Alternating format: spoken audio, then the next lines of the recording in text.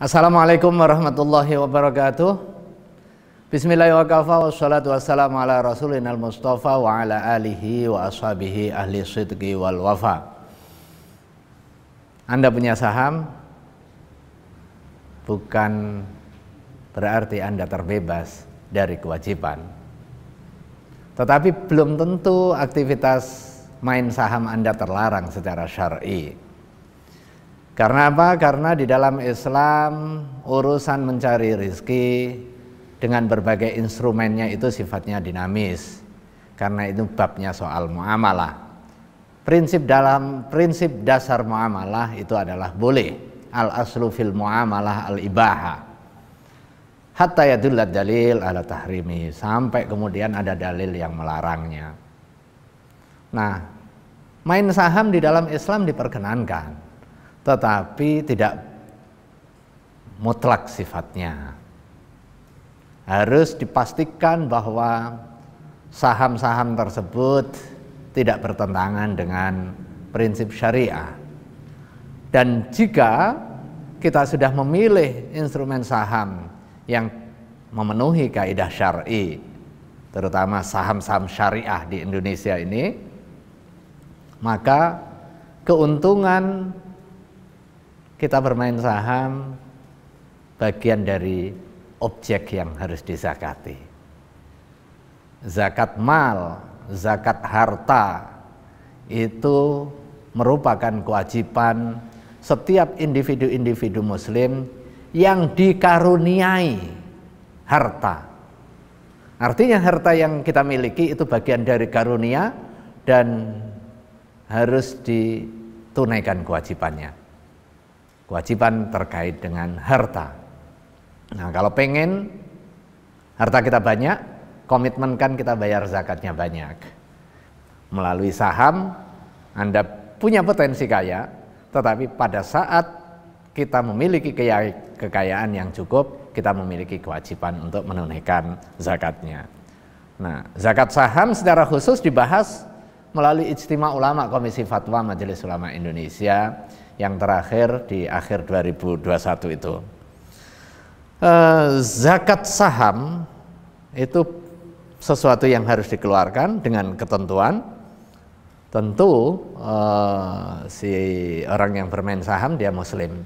Karena orang non muslim nggak terkena beban kewajiban, karena ini bab soal ibadah mahdhah. Dimiliki dengan kepemilikan yang sempurna. Jangan kita menghitung kekayaan atas kekayaan yang masih potensial, yang belum kita kuasai.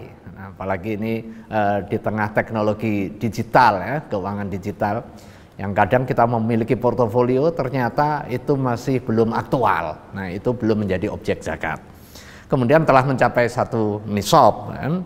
Dan kepemilikan harta tersebut sudah mencapai 1 tahun. Nah, gimana kalau kita memiliki kekayaan dari hasil saham itu belum 1 tahun, tetapi cukup 1 nisab? Boleh kita bayarkan. Itu namanya ta'jiluz zakah qabla waqtiha. Menyegerakan membayar zakat padahal kita sudah memiliki kewajiban tetapi belum waktunya. Boleh. Kemudian yang berikutnya, kriteria sahamnya. Jadi jenis saham yang biasa, bukan jenis saham yang preferen, ya. Kemudian tentu kegiatan usaha perusahaan tersebut harus dipastikan tidak bertentangan dengan syariah.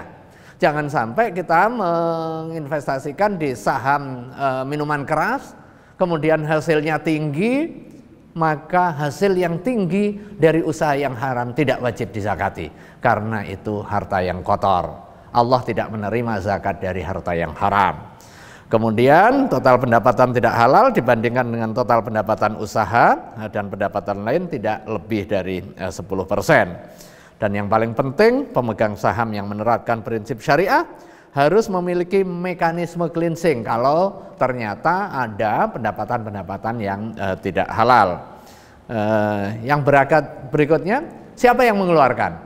Pada hakikatnya tanggung jawab si pemegang saham, tetapi bisa juga diwakili oleh perusahaan. Ketika perusahaan sudah mengeluarkan zakatnya atas nama pemegang saham, maka kita yang memiliki saham sudah gugur kewajiban karena harta kita sudah dikeluarkan zakatnya oleh perusahaan. Kalau belum, berarti kita memiliki kewajiban untuk membayarkan zakat dari hasil usaha tersebut. Penentuan haul mengacu kepada perhitungan kalender Hijriah. Kemudian cara mengeluarkannya. Nah, kita melihat karakteristik jenis usahanya. Ketentuan zakat mengikuti aturan zakat perdagangan kalau ternyata saham tersebut untuk kepentingan trading, untuk kepentingan mutajarah, untuk kepentingan diperjualbelikan. Nah, tetapi jika saham itu untuk kepentingan investasi jangka panjang, maka merujuknya kepada emas dan perak ya. Merujuknya kepada emas dan perak dengan syarat-syarat zakat emas dan perak, termasuk juga nisab dan juga jumlahnya.